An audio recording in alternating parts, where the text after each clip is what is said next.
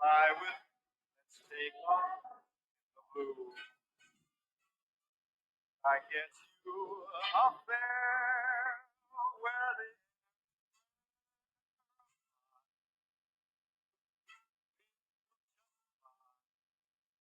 stars. Once I get you up there,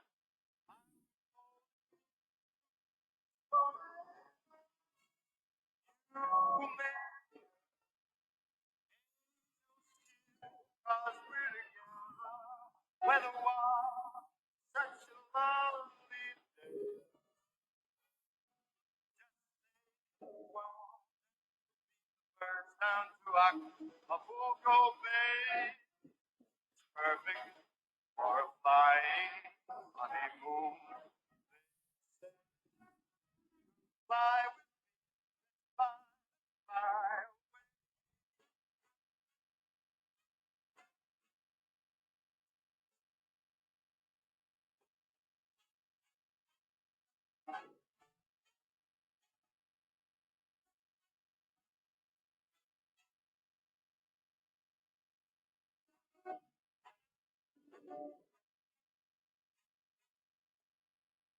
I get you up there where the air is rarefied.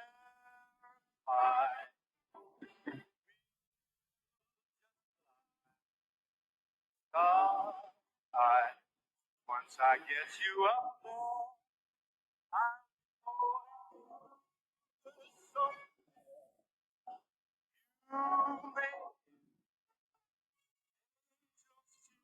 cause we together. Weather-wise, such a lovely day. You just say the words and repeat the words. Acapulco Bay is perfect for a flying. They say fly, let's fly away.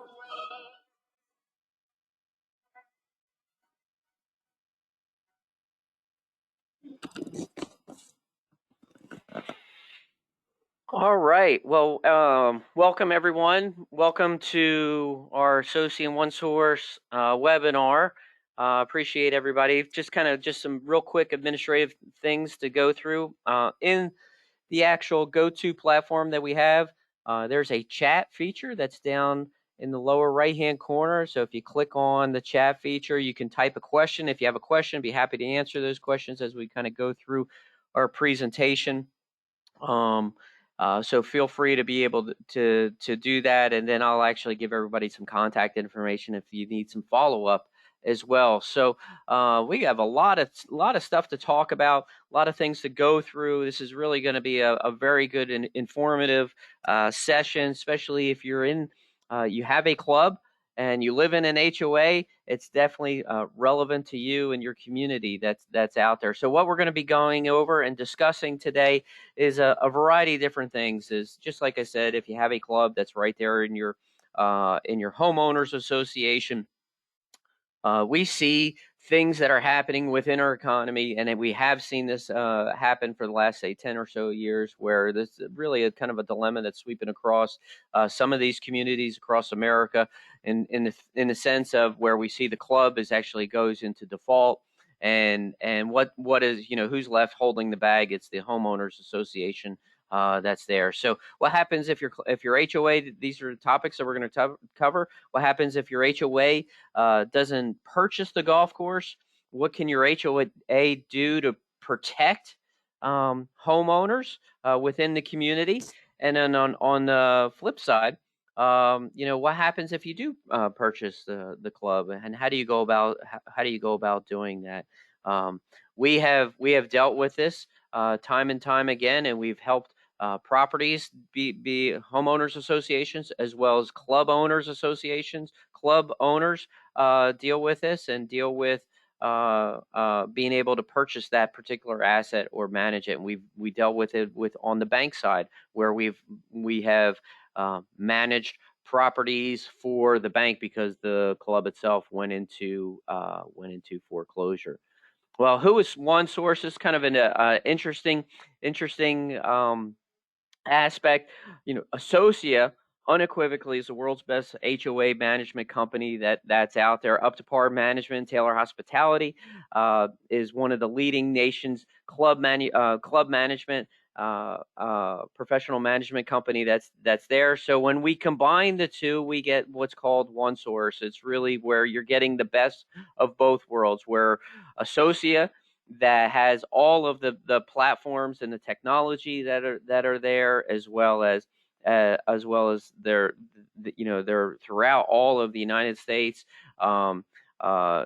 Is and all of their governance as far as being able to manage our homeowners associations that are out there.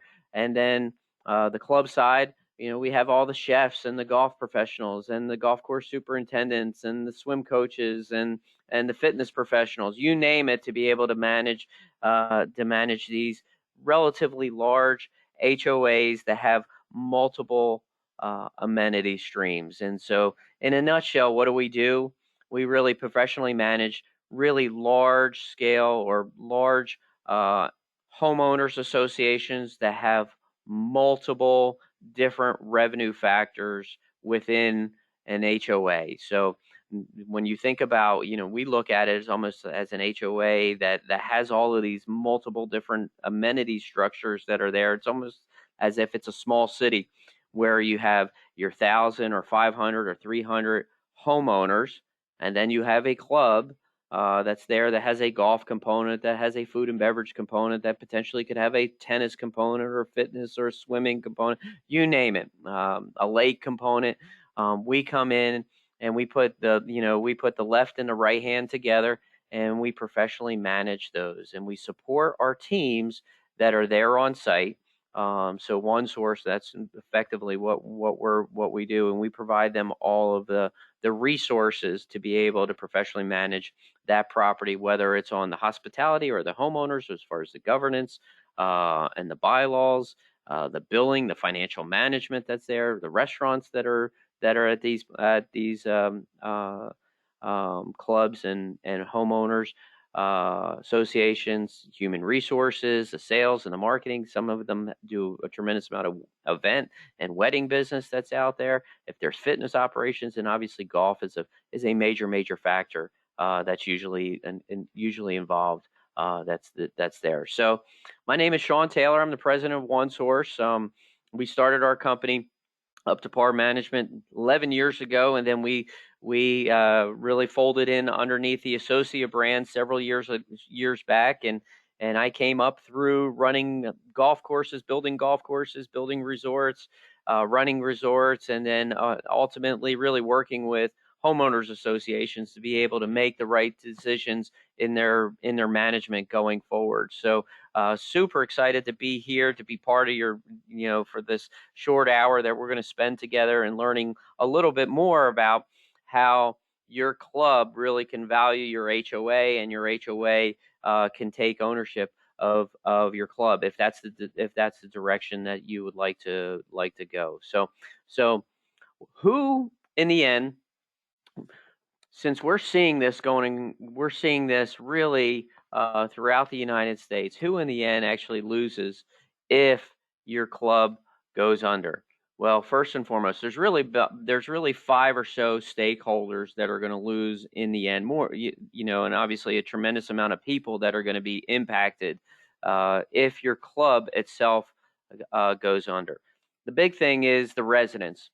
They are really the driving factor. So if you take a large HOA that's say 500 or plus homes that are there, the residents unequivocally they lose out if the club goes under. And one of the reasons why is because their home value is directly attached, unequivocally, their home value is directly attached to the club being functional and the club functioning well. Both things, anywhere. And so if you look at a resident, their home value can go down from anywhere between 20 and 40%. So if you think about not only just the sheer dollar amount of what a dollar amount in which a value of a home can go down, you really almost have to forecast maybe potential problems that will be associated with that. So if a typical house goes down, say 20 or 30%, there's going to be a portion of that neighborhood where the homeowner is going to be underwater in their mortgage.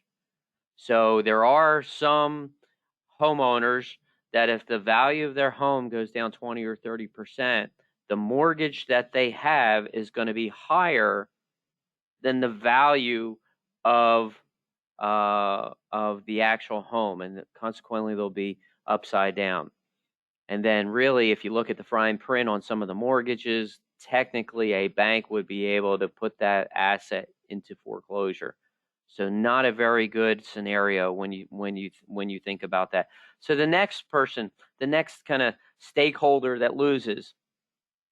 So the bank is holding the notes. So two things: if the chances are the bank's holding the note on the club, but the bank could be holding multiple notes within the community itself, and all of a sudden, if you have this downward cycle where you have multiple foreclosures within an HOA, that's actually going to just add gas to the flames, and you're going to see the homeowner value continually go down even more aggressively within there. And also you have the large note that's right there on the club itself. Almost always you're going to have a large note that's on there. Now the community loses an asset, but in the same token, the municipalities that's there loses a tax revenue for that particular city or county. Obviously, they'll be able to pick up the property taxes that are there, but if the club is under, who's paying those property taxes? Nobody's paying those property taxes.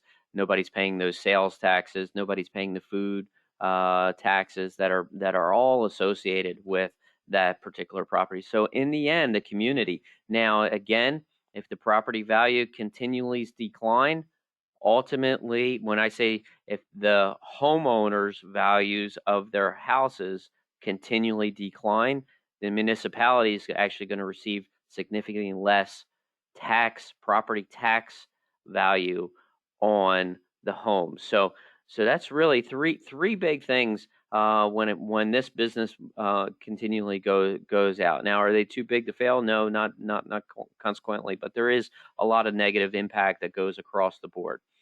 Now, you may think, well, they got themselves into it, the golf course owners, and honestly, though, the golf course owners, they really have a tremendous amount to lose because they're the ones who took the risk and they built the club.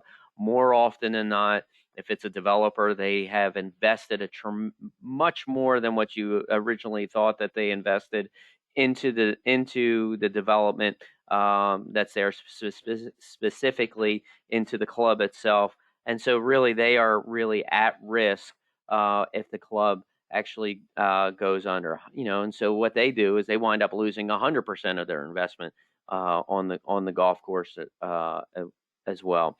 And more often than not, the developer has waived the property rights of the actual entity itself. And so what they wind up doing is that they can't actually repurpose that underneath theirs. They can't repurpose that land, and it's usually fought with a tremendous amount of resistance that's there. Now, this is where it gets very personal between the community and the people who have been serving the community. It's the employees, it's the suppliers. If you think about it, every golf course, typically a golf course will have range anywhere between, we have clubs that we manage that are as few as say like 20 to 25 employees, up to clubs that have over 100 employees. That's a lot of employment within a small area there. And then when you add the suppliers that are going to be negatively impacted on top of that are maybe not directly right there, but they're probably more often than not, most clubs are doing business with people that are in business within their area. It's not like they're doing a lot of business with Amazon. They do some, but not a lot. Usually the club world actually supports the people that are in business around their community within a 15-mile drive. So you see a lot of that, and then obviously all of the purveyors, whether it's golf from the fertilizers, the food purveyors, the beer, wine, liquor purveyors, you name it, insurance companies, that are all in there. So you can see there is a lot. There's these 5 stakeholders that really are there to a certain degree that can lose out when a club goes under. So, for example, this is a case study where a club actually went under. It was located up in Northern Virginia, and back in 2011. This will give you just kind of where the rubber meets the road. This house was for sale in 2011, and it was purchased for $1,450,000. 10 years later, it's back for sale, and it's back on the market for $1,200,000. Okay, where you didn't say that's that big of a jump, but 250,000 is 250,000, 17% the value of the home. Now, if you would have taken that 2011 value and you have fast forward at an annual rate of 2%, which is not much, that house should be valued at, a little over, 1.76.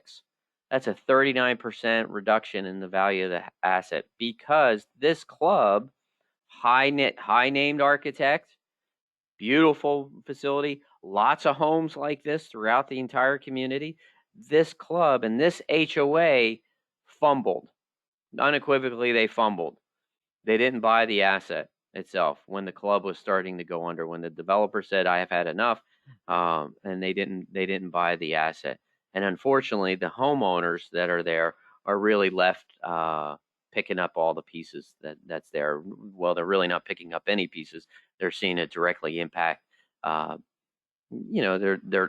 home values that are there. Okay, so when a club goes under, does it actually is it 20% across the board? And it really varies. What we have found is it really varies depending upon the value, the beginning value of the homes that are there. So if your community and the homes that are surrounding that community, that are within that community, are in that 200 to 300,000, and the club actually goes under, you will have an impact of, say, 10 to 15%, right in that range. And so as the value of the homes escalates, what winds up happening, if the club goes away, it's going to be a greater percentage of loss to that value of the home if the club goes under. And so if you look at, say, like a 750,000 to $1.5 million or plus, it's generally speaking, it's going to be in that 30%. That's a lot. That's a lot of equity that's instantaneously pulled out of your house. And so you may have bought a house for $1.5 million, and 30%, all of a sudden it's worth $1 million to you. So when you look at the big picture of things, and we hear it because we deal with HOAs, and we deal with homeowners and boards, and we hear the positive, but also we hear the negative. Oh my goodness, they're charging me $57 to play golf, and it's right in my neighborhood. I can go right down the street at Joe Blow public golf course and pay $52. Well, that $5, $3, $4 difference, that has no impact on directly on your home value. Where if you do spend the $57, what you're doing is you're protecting your assets. So many a times we see kind of, are you fighting the right fight with it?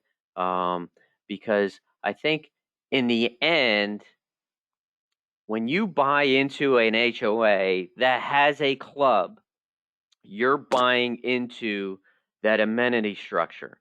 And so consciously, you really have to think about how's my lifestyle going to be able to support that HOA, and it's just not your HOA dues. Oh, well, I pay my dues. Well, yeah, you pay your dues to keep keep the trash going. You pay your dues for your for the roadways.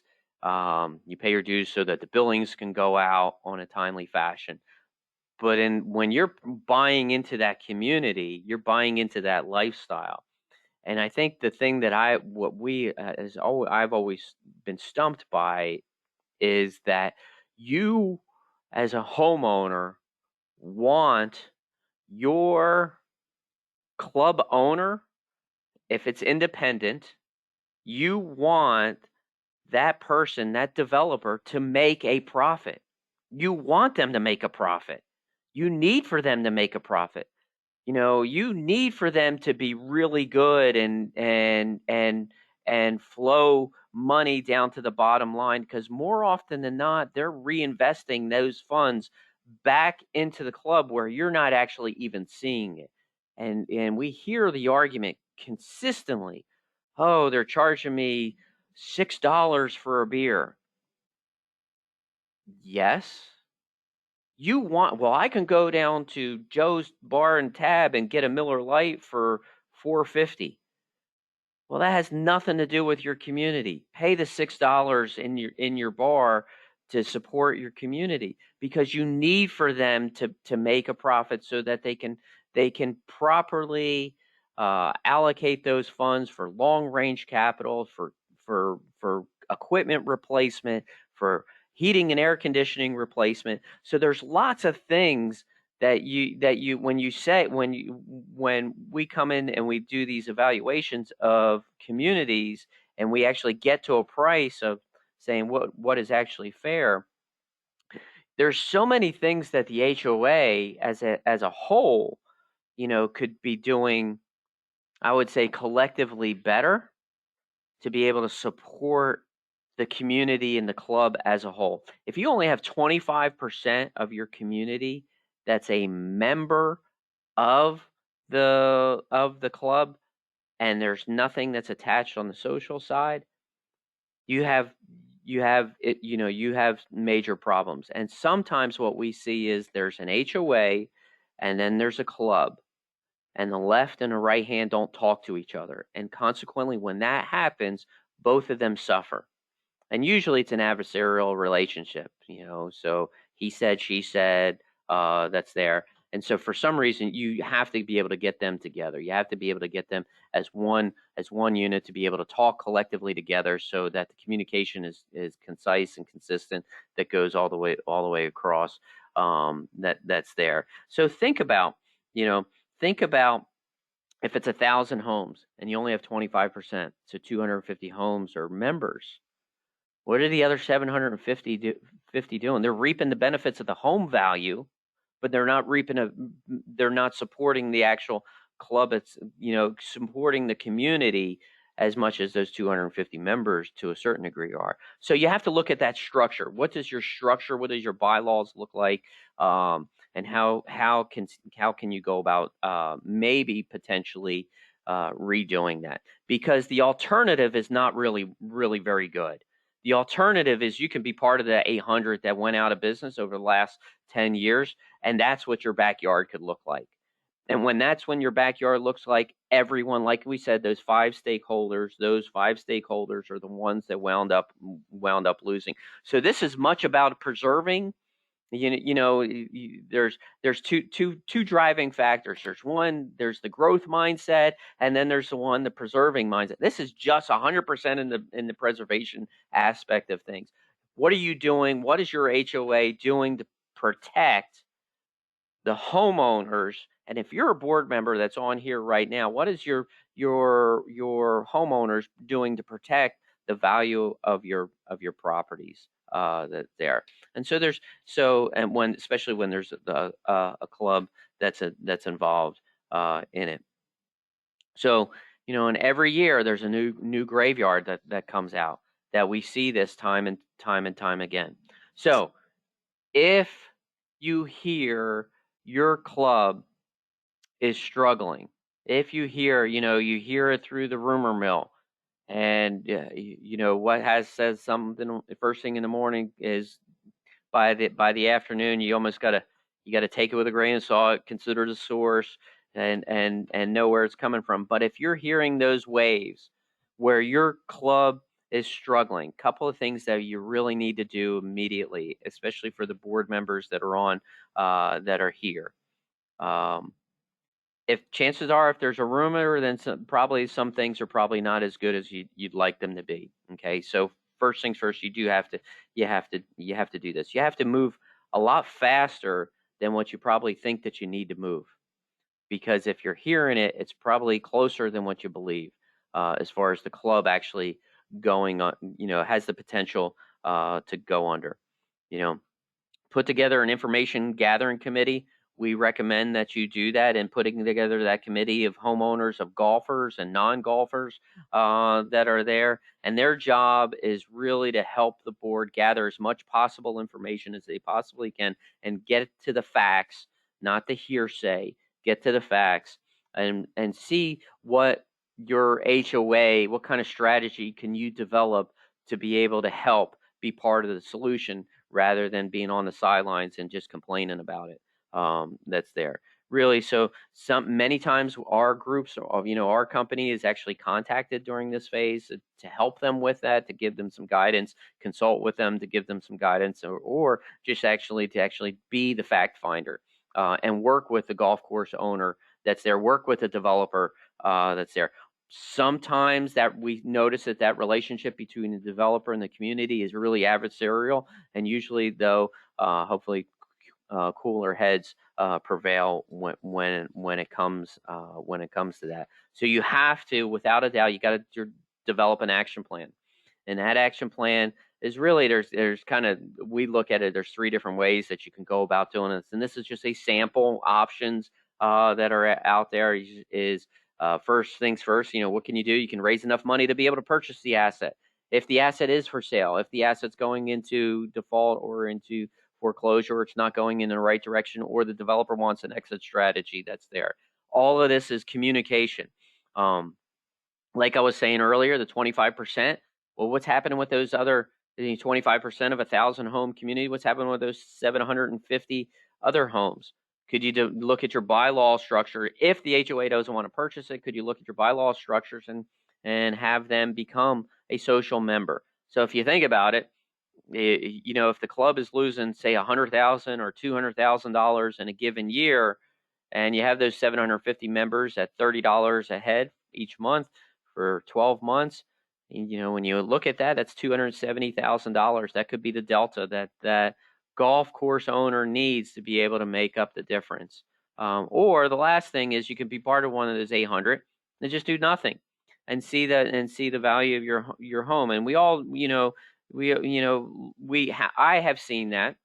I have seen boards not react, and then you know what? We see a mass exodus over a 5-year time frame, really over a 7-year time frame of homeowners really leaving that particular development that's there. So the process. Oh, let me go back one. There we go. The process for how do you go about doing this, because it can be daunting, and you're saying, I'm a volunteer board member, I didn't sign up, I didn't see this in the job description, where did this come from? I'm not equipped to be able to do this. I was XYZ, and all of a sudden, I'm retired and I'm dealing with this. You got to be kidding me. How are we going to right this ship and move in the right direction? Well, a couple of things that this is where you can look at it, but you have to, first things first, you go back to those facts that your committee has been able to pull for you. You need to evaluate the asset itself. Like, what are you getting yourself into? What's the asset? What's the physical assets? What's the condition of the equipment? What's the inventory look like? What's the projected capital needs that are out there long term? Do you have just a ton of deferred maintenance, deferred capital that's out there? Eventually, that's going to smack you in the face 5 years down the road, because you need to be able to take care of it. Work with, almost every HOA has an attorney, a law firm that they work with. Make sure your representing attorney looks at your bylaws and sees whether or not your community can purchase the asset.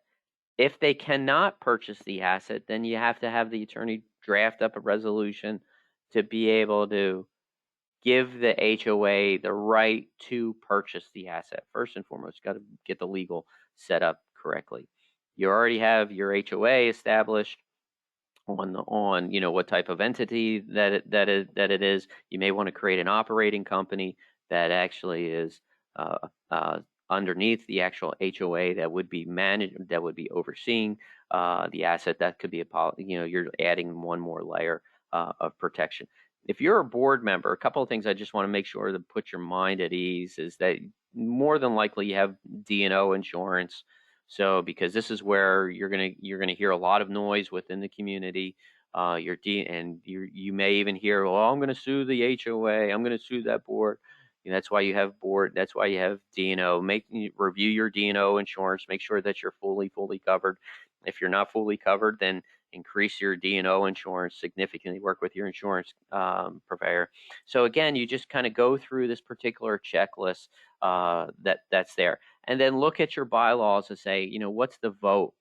Okay, do you have the nuclear option where you just get one Senate vote over top and you're in like Flint, or do you need the 66? What we have found with most of the HOA covenants is that you do need the 66%. So that's a bigger hurdle to and a bigger hill to climb, but it is very doable if you're communicating it effectively throughout the community.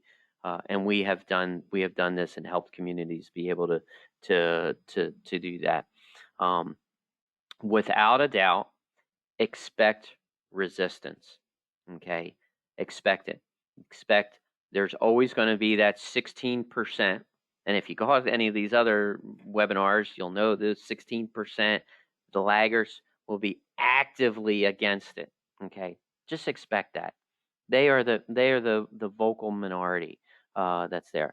So you have to get over that hump of to be able to win your community and making decision. If this is the decision of, what, you want to be able to purchase the asset on it. We believe it's always in the best interest of the community on the HOA to be able to purchase it for the community. We believe that because there's more vested interest in that community to make sure that the club is successful. Now, if someone independently comes in and purchases it, the HOA really has to work with that new operator, and that has to be a really good relationship. And we really encourage HOAs who are working with independent operators to make sure that relationship is really, really good. It's important for you to be able to do that there. Now, part of evaluating the asset is getting really an appraisal of the land value and whether or not the former owner of the club waived all of his land rights. If they didn't waive the land rights, is you can almost say, is the land more valuable as dirt compared to valuable as the business itself? And if that's the case, sometimes you'll see banks will actually take the value of the dirt, and you'll actually be able to acquire instant equity within the club itself. So let's say that the value of the business is $1.5 million, but the value of the dirt is $3 million. They'll actually add that. They'll use a percentage of that $3 million to increase the value of the $1.5 million. So you may have a few $100,000 in instant equity, and it's all become based upon. And we've seen this kind of. There's really no hard, steadfast rules or that are out there with this, but we've seen different lenders look at it differently. And more often than not, you're going to be using maybe a community or regional lending source to be able to be able to move forward. So looking at other parts of the process of is obviously using those regional banks that are out there. Um, Depending upon the size of the note that you would be going after, depends upon the regional banks being able to participate. What we have found more often than not, once you get over the $4 million note size of something, that's when you have to have multiple regional banks participate in on it, because they're not going to all be in, and it all depends upon the size of the banks. And so you have to work with your local lender when it comes to that. With that, and we have multiple local lenders that we deal with to help our clubs to be able to get the best financing that's out there. Now, with all of that being said, and then, so if you think about it, you would look at it like a normal note, where let's say the value of the club is $2 million. The community itself would need to come up with 400,000 in equity to be able to at least begin. What we found is 20, maybe up to 30%. So it could be 600,000.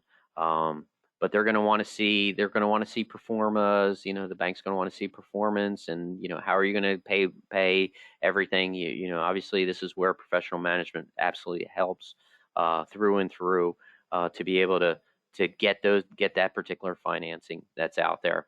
Now, there's several government programs that are available, believe it or not, to golf clubs or clubs in the United States.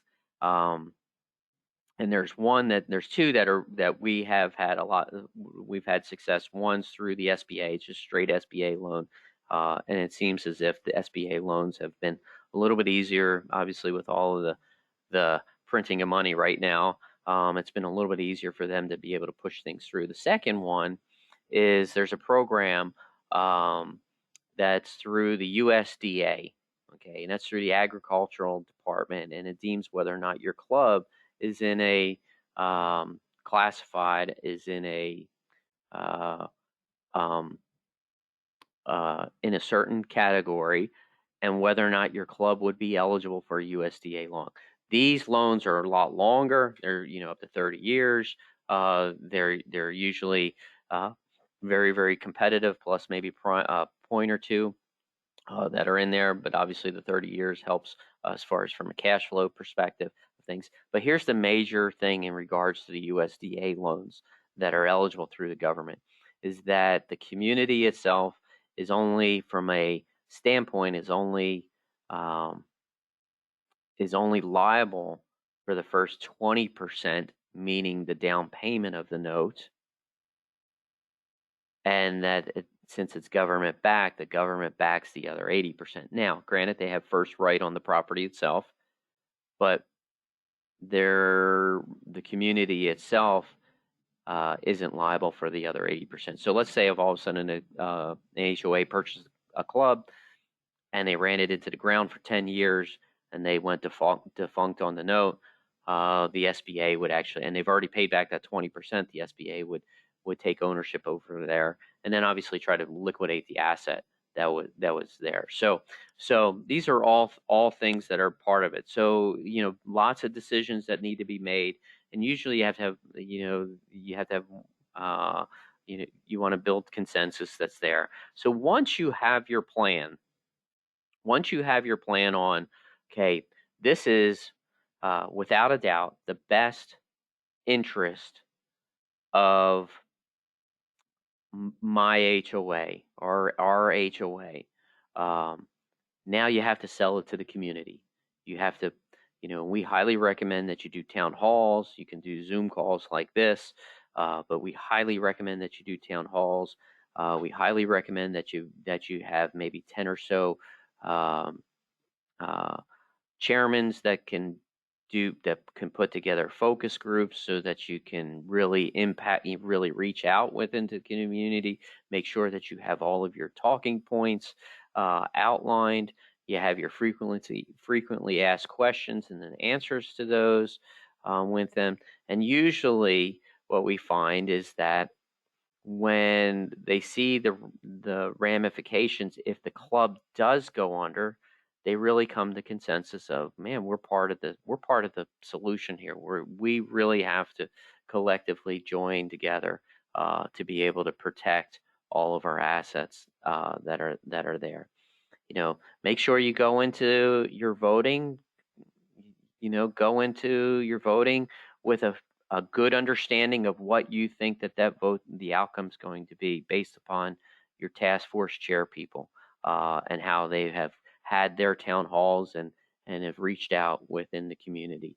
You're definitely going to have a significant part of the community is going to be hyper involved, and then you're going to have a significant part of the community that's not involved that's there. But you got to make sure that you can get those proxy votes for them. So lots of communication that goes on with this. So kind of in general for everybody. And if you have any questions, don't hesitate to pop them into the chat there. But if you have any questions, one of the things to summarize everything that we've talked about today is that unequivocally it is in the best interest of the community to be able to purchase the asset, and no question about it, because then you control your destiny of the value of. Even if the club loses money, it's still better that the HOA is actually that has the control of the asset itself, and we have seen that. Even if that club does lose money, the mild loss that it would have is so much less than the potential if the club doesn't exist and you have a house in that community itself. We've seen it time and time again. It's really scary how sometimes we've seen clubs or communities really just become a graveyard that's out there. So once you determine that you do want to be able to purchase it, you want to be able to start to evaluate the asset. One thing that we did not talk about is actually how do you go about pricing a club. What we're finding, there's two different ways in which where you can go about pricing, and one is a NOI multiplier, and chances are if it's struggling, you're never going to get anything with that. And when I say get anyway, you're not going to have a fair price for both sides of the equation when it comes to that. The other one, and if the land rights are gone, the whole argument of just the value of the assets, that's not really a good way of going about assessing the value of the club. What we have found is it's just a straight multiplier upon revenue. And in the last, I would say 3 years, that multiplier has ranged anywhere from like 0.9 on the very, very low end to say like 1.7 to 2.0. So usually it's a multiplier of 1 point something on the revenue. So if all of a sudden what we mean by that is, let's say your club generates $2 million and loses $200,000, that multiplier may be like 2.1 or 2.2, whatever that may be. So you take that $2 million times it by 2.1, and then all of a sudden, a fair and equitable price depending upon, and then you would take out like, is the equipment just god awful, or do they own the equipment and you're going to have to dump in 300,000 immediately right into equipment? You have to look at some of those big outliers that are there and factor those in there. That's why you got to go do the evaluation of the asset that's there. So you take that $2.2 million that you came up with, and then you deduct some of the things in regards to your asset allocation that's there, and that's how you'll come up with a price that we've seen across the United States that's there. So once your board has determined that, then you really need to put together the plan. What's the operating plan going to look like moving forward? Who's going to run the place? Who's going to, it's always in the best interest of the club is if the HOA and the club management are lockstep. That's why we formed our organization to be able to do that, because you need the complete buy-in of the community to be able to make sure that club is successful for you.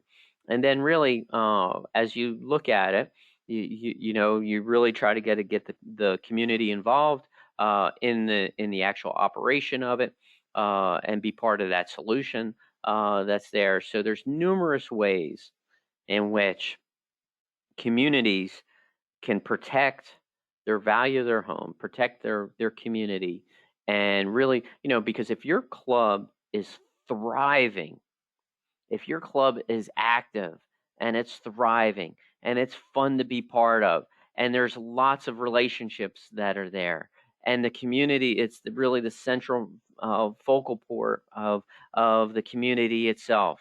I'm going to tell you that your community will be the place where the kids want to go to.